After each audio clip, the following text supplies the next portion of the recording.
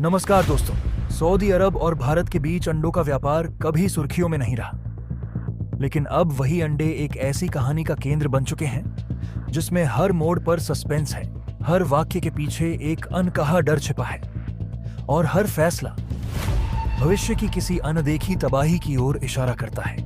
क्योंकि जिस दिन सऊदी अरब ने अचानक बिना किसी चेतावनी के भारत से अंडों का आयात पूरी तरह रोकने का आदेश जारी किया, उसी दिन से इस फैसले की गूंज सिर्फ बंदरगाहों और बाजारों तक सीमित नहीं रही, बल्कि उन गोदामों तक पहुंच गई जहां जहाजों के कागजात पहले ही तैयार हो चुके थे। उन किसानों के दिलों तक पहुंच गई जिन्होंने मुर्गियों को पालने में अपनी जिंदगी झोंक दी थी, और उन सऊदी व्यापारियों के चेहरों तक भी पहुंच गई जिनके स्टोर्स की शेल्फें अब धीरे धीरे खाली होने वाली थीं। क्योंकि यह कोई साधारण फैसला नहीं था, यह एक ऐसा ताला था जो एक झटके में लग गया, और जिसके लगते ही वह जहाज भी जो समंदर के बीचों बीच थे, जिनके कंटेनरों में भारतीय अंडे ठंडे तापमान में सुरक्षित रखे गए थे, अचानक बेघर हो गए। न भारत लौटने की तैयारी थी और न ही सऊदी बंदरगाह पर उतरने की इजाजत। और यहीं से कहानी ने वह करवट ली जहां सवाल जवाब से ज्यादा भारी हो गए। क्योंकि सऊदी अरब को शायद यह अंदाजा नहीं था कि जिस सप्लाई को वह एक झटके में ठुकरा रहा है, वही सप्लाई उसके बाजार की रीढ़ थी। वही अंडे जिनसे हर सुबह होटल का नाश्ता शुरू होता था, वही अंडे जिनसे बेकरी की मशीनें चलती थीं, वही अंडे जिनसे आम लोगों की थाली पूरी होती थी। और जब यह सप्लाई रुकी तो शांति से दिखने वाला बाजार भीतर ही भीतर दरकने लगा। कीमतों की सरसराहट शुरू हुई, विकल्पों की तलाश में बैठकें होने लगीं। लेकिन हर विकल्प के अंत में एक ही दीवार खड़ी थी। भारत के बिना यह काम आसान नहीं था, और शायद यहीं सऊदी अरब ने सबसे बड़ी भूल कर दी। क्योंकि उसने यह मान लिया कि भारत के अंडे रुकेंगे तो भारत ही नुकसान में जाएगा। लेकिन सच्चाई इससे कहीं ज्यादा पेचीदा थी, कहीं ज्यादा गहरी। क्योंकि भारत में अंडों की सप्लाई पहले से ही नियंत्रित थी, मांग बढ़ रही थी, और जैसे ही सऊदी अरब का दरवाजा बंद हुआ, भारत की नजरें एक नए रास्ते पर टिक गईं। एक ऐसे रास्ते पर जो पहले से ही तैयार था, बस इंतजार में था। और वह रास्ता खुलता है मलेशिया की ओर, जहां भारतीय अंडों की मांग तेजी से बढ़ रही थी, जहां बाजार खाली थे, और जहां भारत की सप्लाई एक राहत की तरह देखी जा रही थी। और जैसे ही भारत ने अपना एक्सपोर्ट रुख बदला, वैसे ही खेल पूरी तरह पलट गया। क्योंकि अब सवाल यह नहीं था कि सऊदी अरब भारत से अंडे खरीदेगा या नहीं। सवाल यह था कि अगर सऊदी अरब कल अपना फैसला बदल भी ले, तो क्या भारत के पास देने के लिए अंडे बचेंगे भी या नहीं। क्योंकि जो सप्लाई एक बार किसी नए बाजार में जम जाती है, उसे वापस मोड़ना इतना आसान नहीं होता। कॉन्ट्रैक्ट साइन हो जाते हैं, लॉजिस्टिक्स सेट हो जाते हैं, कीमतें लॉक हो जाती हैं, और फिर पुराने ग्राहक सिर्फ यादों में रह जाते हैं। और इस पूरे घटनाक्रम में सबसे ज्यादा सस्पेंस इस बात का है कि सऊदी अरब ने यह फैसला आखिर लिया क्यों। क्या यह क्वालिटी का मुद्दा था? क्या यह राजनीतिक दबाव था? या फिर कोई ऐसी वजह थी जो अभी तक सामने नहीं आई? लेकिन जो भी वजह रही हो, उसका असर अब धीरे धीरे सामने आ रहा है। क्योंकि अंडे जैसी दिखने में साधारण चीज जब किसी देश की रोजमर्रा की जरूरत बन जाती है, तो उसकी कमी सिर्फ पेट नहीं, पूरी सप्लाई चेन को हिला देती है। और सऊदी अरब के साथ भी कुछ ऐसा ही होने वाला है। क्योंकि जैसे जैसे समय बीतेगा, नए सप्लायर ढूंढना आसान नहीं होगा। ब्राजील हो या तुर्की, हर जगह कीमतें ज्यादा हैं, दूरी लंबी है, और सप्लाई स्थिर नहीं है। जबकि भारत के अंडे सस्ते भी थे, भरोसेमंद भी, और समय पर पहुंचने वाले भी। और यही वजह है कि अब जो जहाज वापस लौट रहे हैं, वे सिर्फ कंटेनर नहीं, एक चेतावनी भी लेकर लौट रहे हैं कि फैसले अगर जल्दबाजी में लिए जाएं, तो उनके नतीजे दूर तक जाते हैं। और इस कहानी का सबसे रहस्यमय पहलू अभी बाकी है। क्योंकि आने वाले हफ्तों में यह साफ होगा कि क्या सऊदी अरब अपने बाजार को संभाल पाएगा, क्या वह किसी नए देश के साथ उतनी ही मजबूत सप्लाई चेन बना पाएगा, या फिर वह चुपचाप देखेगा कि कैसे भारतीय अंडे मलेशिया की शेल्फों पर जगह बना रहे हैं और सऊदी बाजार में उनकी कमी एक स्थायी सच्चाई बनती जा रही है। और शायद सबसे बड़ा सस्पेंस यही है कि क्या यह फैसला इतिहास में एक रणनीतिक भूल के तौर पर याद रखा जाएगा, या फिर सऊदी अरब आखिरी वक्त पर कोई ऐसा दांव चलेगा जो इस पूरी कहानी की दिशा ही बदल दे। लेकिन फिलहाल इतना तय है कि अंडों से शुरू हुई यह कहानी अब सिर्फ व्यापार की नहीं रही। यह धैर्य, रणनीति और समय के उस खेल की कहानी बन चुकी है जिसमें एक गलत कदम पूरे खेल को पलट सकता है। पूरी डेवलपमेंट क्या है इस वीडियो में समझते हैं, लेकिन आगे बढ़ने से पहले इस वीडियो को लाइक करके चैनल को सब्सक्राइब जरूर कर लीजिए। और देखते ही देखते अचानक जिन भारतीय अंडों का एक्सपोर्ट सऊदी अरब में लगभग ठप हो गया था, उनकी डिमांड आसमान की ऊंचाइयां छूने लगी और यहीं से कहानी ने अचानक बड़ा मोड़ लिया। जैसे जैसे सऊदी अरब में भारतीय अंडों की डिमांड बढ़ती गई, भारत के एक्सपोर्टर्स ने भी अपनी सप्लाई चेन तेज कर दी। एपीडीए और इंडस्ट्री रिपोर्ट्स के अनुसार 2022 से 23 के बाद भारत से मिडिल ईस्ट देशों की तरफ अंडों और पोल्ट्री प्रोडक्ट्स का एक्सपोर्ट तेजी से बढ़ा, क्योंकि भारत के पास उत्पादन क्षमता भी थी और कीमत भी दूसरे देशों के मुकाबले कम थी। नतीजा यह हुआ कि सऊदी अरब धीरे धीरे भारतीय अंडों पर ज्यादा निर्भर होने लगा और कई ट्रेडर्स ने लॉन्ग टर्म कॉन्ट्रैक्ट्स तक करना शुरू कर दिया। भारत की ताकत सिर्फ कीमत नहीं थी, बल्कि लगातार बढ़ता उत्पादन भी था। सरकारी आंकड़ों के मुताबिक भारत हर साल 149 बिलियन से ज्यादा अंडों का उत्पादन कर रहा है, जिससे वह दुनिया के सबसे बड़े एग प्रोड्यूसर्स में शामिल हो गया। यही वजह थी कि जब यूरोप और दूसरे देशों में सप्लाई संकट आया, तब भारतीय अंडे सऊदी मार्केट के लिए सबसे आसान और भरोसेमंद विकल्प बन गए। धीरे धीरे सऊदी मार्केट में इंडियन एग्स की मौजूदगी इतनी बढ़ी कि कई स्थानीय डिस्ट्रीब्यूटर्स का बिजनेस सीधे भारत की सप्लाई पर टिक गया।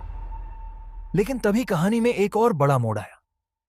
Saudi food and drug authority ने अचानक हेल्थ सेफ्टी का हवाला देते हुए एवियन इन्फ्लुएंजा यानी बर्ड फ्लू का जोखिम बताया और एक साथ कई देशों से पोल्ट्री और अंडों के इंपोर्ट पर रोक लगाने का फैसला ले लिया। इस फैसले की लिस्ट में भारत का नाम भी शामिल था, यानी जिस देश से लगातार सप्लाई आ रही थी उसी पर अचानक ब्रेक लगा दिया गया। सबसे दिलचस्प बात यह रही कि यह रोक सिर्फ भारत पर नहीं लगी, बल्कि लगभग 40 देशों से इंपोर्ट पर बैन लगाया गया। देखने में यह ग्लोबल सेफ्टी मूव लगता है, लेकिन असल असर उन देशों पर पड़ा जिन पर सऊदी मार्केट सबसे ज्यादा निर्भर था, और उनमें भारत भी शामिल था। दरअसल देखा जाए तो सऊदी अरब वह देश है जिसका नाम अरब दुनिया में राजनीतिक, धार्मिक और आर्थिक दृष्टि से सबसे पहले लिया जाता है, क्योंकि यह न केवल इस्लाम के दो सबसे पवित्र शहरों मक्का और मदीना का घर है, बल्कि तेल आधारित अर्थव्यवस्था, विशाल उपभोक्ता बाजार और आयात निर्भर खाद्य प्रणाली के कारण भी वैश्विक व्यापार में इसकी भूमिका बेहद अहम है। और यहां यह समझना जरूरी हो जाता है कि सऊदी अरब जैसे देश में किसी भी स्तर पर, चाहे वह शाही रसोई हो, होटल इंडस्ट्री हो या आम घरेलू भोजन, अंडों के बिना अच्छा और संतुलित पकवान बनाना लगभग असंभव माना जाता है, क्योंकि अंडे वहां प्रोटीन का सस्ता, आसान और बहुपयोगी स्रोत है। इसी पृष्ठभूमि में अगर भारत और सऊदी अरब के बीच अंडों के व्यापारिक रिश्तों को देखा जाए तो कहानी काफी उतार चढ़ाव भरी रही है। जहां भारत ने सऊदी अरब को व्यावसायिक रूप से अंडों का निर्यात 1990 के दशक में शुरू किया था। हालांकि उस समय भारत का पोल्ट्री सेक्टर आज जितना संगठित और तकनीकी रूप से उन्नत नहीं था, इसलिए शुरुआती वर्षों में निर्यात की मात्रा बहुत सीमित रही और यह केवल कुछ चुनिंदा व्यापारियों और कंपनियों तक ही सिमटी हुई थी।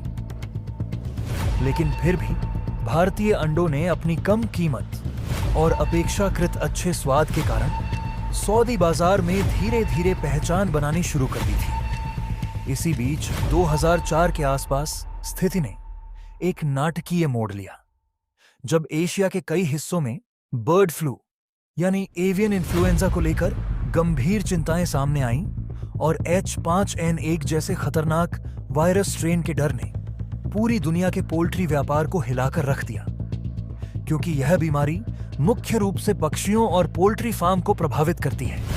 और जैसे ही किसी देश में इसके फैलने का खतरा बढ़ता है तो दूसरे देश बिना देर किए अंडों और पोल्ट्री उत्पादों का आयात रोक देते हैं। और यही कारण था कि सऊदी अरब ने भी संक्रमण को अपने देश में फैलने से रोकने के लिए भारत सहित कई एशियाई देशों से आने वाले अंडों पर कड़े प्रतिबंध लगा दिए, जिसके चलते भारत से सऊदी अरब को अंडों का निर्यात लगभग शून्य के स्तर पर पहुंच गया। हालांकि इस पूरे दौर में एक दिलचस्प बात यह रही कि प्रतिबंध लगने से पहले सऊदी अरब एक बार भारतीय अंडों का स्वाद चख चुका था, और यह स्वाद केवल आम उपभोक्ताओं तक सीमित नहीं रहा, बल्कि वहां के बड़े बड़े अमीर व्यापारियों, होटल मालिकों और यहां तक कि शेख वर्ग के लोगों को भी भारतीय अंडों की गुणवत्ता और कीमत का संतुलन काफी पसंद आया था, क्योंकि यूरोपीय देशों से आने वाले अंडों की तुलना में भारतीय अंडे सस्ते थे और बड़े पैमाने पर सप्लाई की क्षमता रखते थे।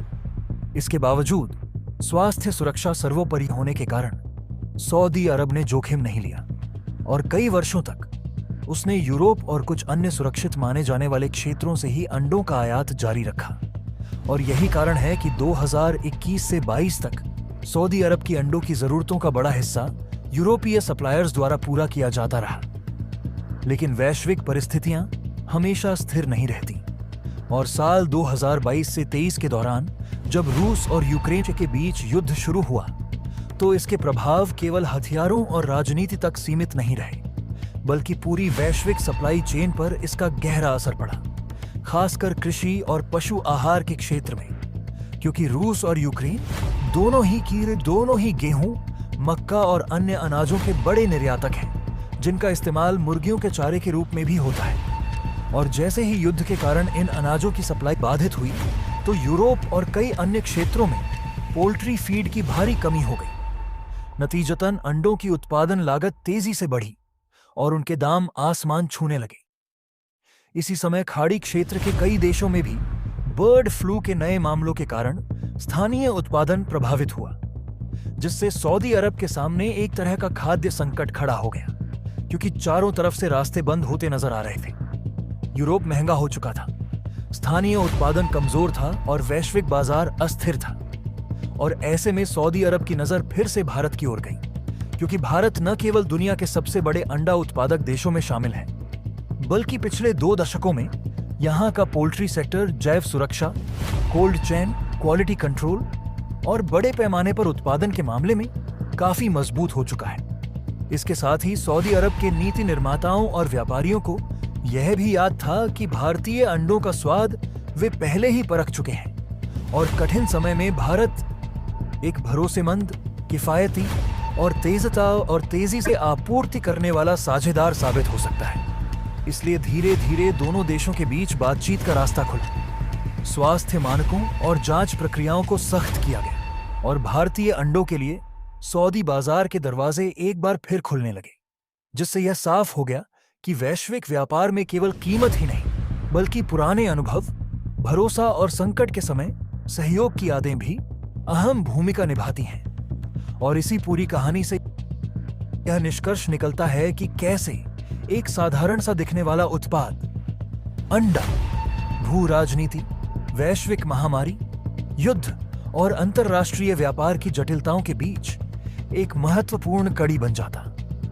अचानक लिया गया यह फैसला इतना सख्त था कि रास्ते में मौजूद कई कंसाइनमेंट्स तक को रोके जाने की खबरें सामने आईं, जिससे ट्रेडर्स में बेचैनी बढ़ गई। अब सवाल उठता है, क्या सऊदी अरब ने यह फैसला सोच समझकर लिया या जल्दबाजी में?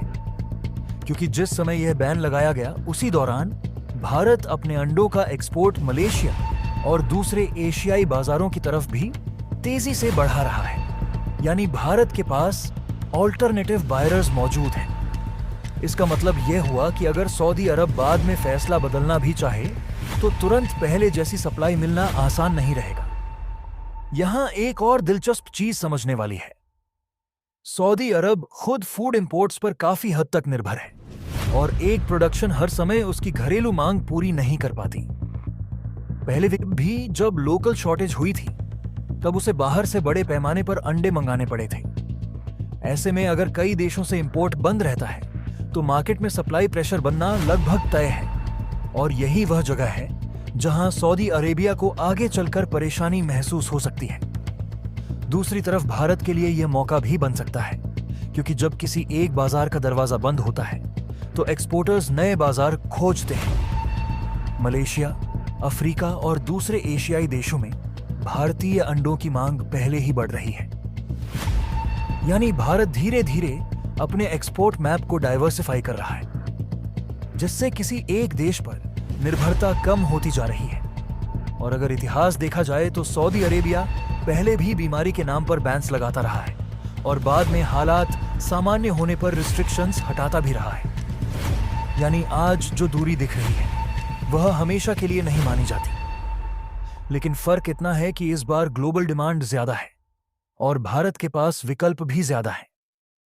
यह फैसला जिस तरह अचानक और बिना किसी ट्रांजिशन पीरियड के लागू किया गया, उसने न सिर्फ ट्रेडिंग चैनल्स को झकझोर दिया, बल्कि ग्लोबल एक सप्लाई चेन की नाजुकता को भी एक बार फिर उजागर कर दिया। क्योंकि खबरें सामने आईं कि रास्ते में मौजूद कई कंसाइनमेंट्स तक को रोक दिया गया, जिससे एक्सपोर्टर्स, लॉजिस्टिक्स कंपनियों और इंपोर्टर्स सभी के बीच बेचैनी फैल गई। ऐसे में सबसे बड़ा सवाल यही उठता है कि क्या सऊदी अरब ने यह कदम ठोस data, long term supply assessment और मार्केट डायनामिक्स को ध्यान में रखकर उठाया, या फिर यह फैसला किसी तात्कालिक दबाव, घरेलू पॉलिटिकल सिग्नलिंग या शॉर्ट टर्म रिस्क अवॉइडेंस के तहत जल्दबाजी में लिया गया।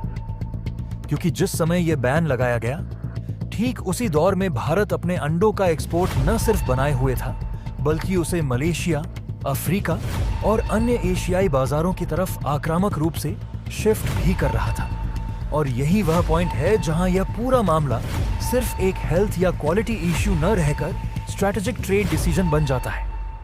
भारत जैसे देश, जहां पोल्ट्री सेक्टर बड़े पैमाने पर संगठित और अनऑर्गेनाइज्ड दोनों रूपों में फैला हुआ है, वहां एक्सपोर्ट फ्लो किसी एक खरीदार पर टिके रहने की बजाय धीरे धीरे मल्टी डायरेक्शनल हो रहा है। और इसका मतलब यह है कि अगर एक बड़ा इंपोर्टर अचानक दरवाजा बंद करता है तो सप्लाई पूरी तरह फंस नहीं जाती, बल्कि नए बाजारों में रीडायरेक्ट होने की गुंजाइश बनी रहती है। यही वजह है कि यह मान लेना कि सऊदी अरब जब चाहेगा तब उसे पहले जैसी सप्लाई तुरंत वापस मिल जाएगी थोड़ा ओवर सिंप्लीफाइड अप्रोच हो सकता है, क्योंकि एक एक्सपोर्ट केवल प्रोडक्शन का खेल नहीं है, बल्कि long term contracts, price negotiation, logistics slots, cold chain planning और ट्रस्ट बिल्डिंग का भी मामला है।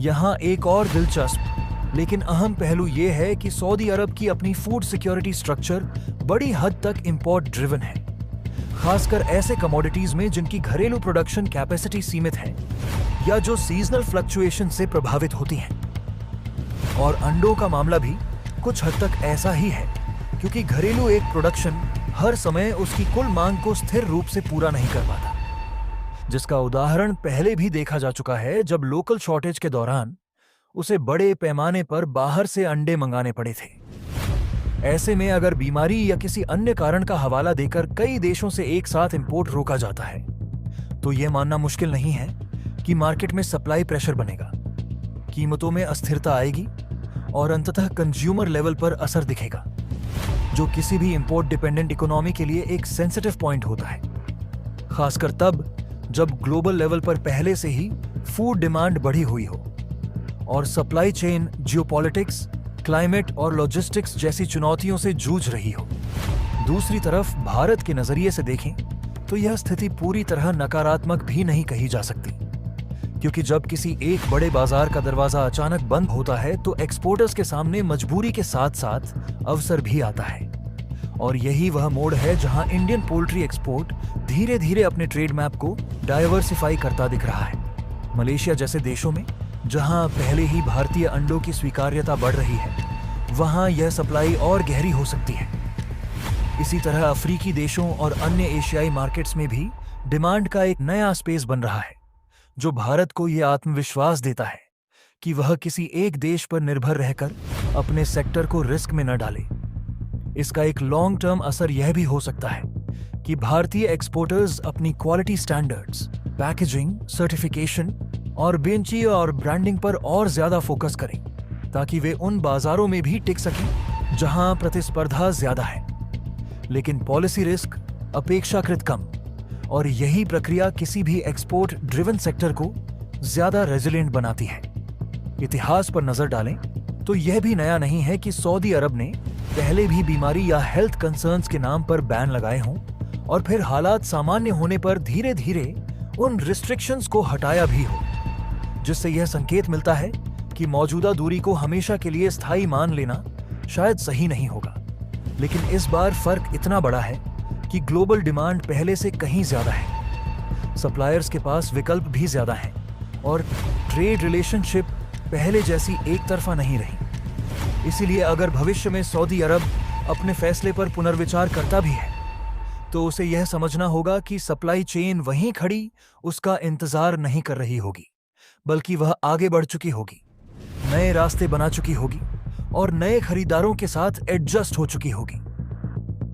कुल मिलाकर यह पूरा घटनाक्रम सिर्फ अंडों के एक्सपोर्ट या इंपोर्ट का मामला नहीं है, बल्कि यह बदलते हुए global trade pattern, food security की संवेदनशीलता, पॉलिसी डिसीजन की टाइमिंग और एक्सपोर्ट डाइवर्सिफिकेशन की अहमियत को एक साथ दिखाता है। जहां एक तरफ सऊदी अरब जैसे देश को अपने शॉर्ट टर्म फैसलों के लॉन्ग टर्म असर पर सोचना होगा, वहीं दूसरी तरफ भारत जैसे एक्सपोर्टिंग नेशन के लिए यह एक रिमाइंडर भी है कि विकल्पों की तैयारी और बाजारों का फैलाव ही भविष्य की सबसे बड़ी ताकत बनने वाली है। भारत की पोल्ट्री इंडस्ट्री आज जिस तेजी से आगे बढ़ रही है, उसने न सिर्फ घरेलू बाजार में बल्कि अंतर्राष्ट्रीय स्तर पर भी भारत को एक मजबूत पहचान दिलाई है। भारत को अब वैश्विक पोल्ट्री मैप पर एक उभरती हुई शक्ति के रूप में देखा जाने लगा है और अंडा उत्पादन इसका सबसे बड़ा उदाहरण है। वर्तमान समय में भारत हर साल लगभग 13 से 14 बिलियन अंडों का उत्पादन करता है, जिसके चलते वह दुनिया के शीर्ष 3 अंडा उत्पादक देशों में अपनी जगह बना चुका है। यह उपलब्धि सिर्फ आंकड़ों तक सीमित नहीं है, बल्कि इसके पीछे एक मजबूत सप्लाई चेन, बड़े पैमाने पर संगठित फार्मिंग, बेहतर ब्रीडिंग तकनीक, फीड मैनेजमेंट और लगातार बढ़ती घरेलू खपत का योगदान है। भारत के तमिलनाडु, आंध्र प्रदेश, तेलंगाना और कर्नाटक जैसे राज्य इस उत्पादन में रीढ़ की हड्डी माने जाते हैं, जहां बड़े commercial poultry farm, hatchery units और इंटीग्रेटेड पोल्ट्री कंपनियां सक्रिय रूप से काम कर रही हैं। खासतौर पर तमिलनाडु का नाम अंडा उत्पादन और एक्सपोर्ट दोनों मामलों में काफी आगे है, जबकि आंध्र प्रदेश और तेलंगाना में बड़े स्तर पर ऑटोमेटेड फार्मिंग सिस्टम अपनाए जा चुके हैं। इन राज्यों में ग्रामीण रोजगार के अवसर भी तेजी से बढ़े हैं, जिससे पोल्ट्री इंडस्ट्री सामाजिक आर्थिक विकास का एक अहम जरिया बन गई है। पिछले कुछ वर्षों में भारत में प्रति व्यक्ति अंडा खपत में भी उल्लेखनीय वृद्धि देखने को मिली है। जहां एक समय अंडा केवल एक सीमित वर्ग तक ही लोकप्रिय था, वहीं अब यह आम भारतीय डाइट का हिस्सा बनता जा रहा है। फिलहाल प्रति व्यक्ति अंडा खपत करीब 90 से 100 अंडे प्रतिवर्ष तक पहुंच चुकी है, जो यह साफ दर्शाती है कि प्रोटीन के सस्ते और सुलभ स्रोत के रूप में अंडों की स्वीकार्यता लगातार बढ़ रही है। शहरीकरण, बढ़ती आय, फिटनेस और न्यूट्रिशन को लेकर जागरूकता तथा स्कूल मिड डे मील और सरकारी पोषण योजनाओं में अंडों की भागीदारी ने इस मांग को और मजबूत किया है। इसके साथ ही होटल, रेस्टोरेंट, कैफे, बेकरी और फूड प्रोसेसिंग इंडस्ट्री में अंडों की खपत ने भी घरेलू बाजार को स्थिर बनाए रखा है। जब घरेलू मांग मजबूत होती है और उत्पादन क्षमता लगातार बढ़ती रहती है, तो स्वाभाविक रूप से उसको एक्सपोर्ट की संभावनाएं भी तेजी से उभरती हैं। इसी कड़ी में भारत ने हाल के वर्षों में अंडों के निर्यात पर विशेष ध्यान देना शुरू किया है और दक्षिण पूर्व एशिया इसका एक प्रमुख लक्ष्य क्षेत्र बनकर उभरा है। खासतौर पर मलेशिया भारत के लिए एक बेहद महत्वपूर्ण और आकर्षक बाजार के रूप में सामने आया है। मलेशिया दक्षिण पूर्व एशिया का एक कंजम्पशन मार्केट माना जाता है, जहां अंडों की सालाना खपत अरबों यूनिट में होती है। वहां की food industry, bakery sector, hotel और रेस्तरां व्यवसाय, साथ ही स्ट्रीट फूड कल्चर अंडों की लगातार ऊंची मांग बनाए रखते हैं। मलेशिया में अंडा सिर्फ नाश्ते तक सीमित नहीं है, बल्कि यह नूडल्स, रोटी चनाई, बेक्ड आइटम्स, डेजर्ट्स और कई पारंपरिक व्यंजनों का अहम हिस्सा है, जिससे इसकी खपत पूरे साल बनी रहती है। हालांकि मलेशिया की अपनी घरेलू अंडा उत्पादन क्षमता पिछले कुछ वर्षों में कई चुनौतियों से जूझती रही है। बढ़ती फीड कॉस्ट, खासतौर पर मक्का और सोया मील जैसे कच्चे माल की कीमतों में उतार चढ़ाव पोल्ट्री फार्मर्स के लिए बड़ी समस्या बन गई है। इसके अलावा बर्ड फ्लू जैसी बीमारियों का खतरा, श्रम लागत में वृद्धि और सप्लाई चेन से जुड़ी दिक्कतों ने स्थानीय उत्पादन पर दबाव डाला है। कई बार सरकार को अंडों की कीमतें नियंत्रित करने के लिए सब्सिडी देनी पड़ी।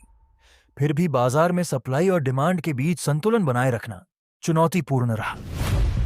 इन परिस्थितियों के चलते मलेशिया को कई बार अंडों की कमी यानी एग शॉर्टेज का सामना करना पड़ा, जिससे उसे आयात पर निर्भर होना पड़ा।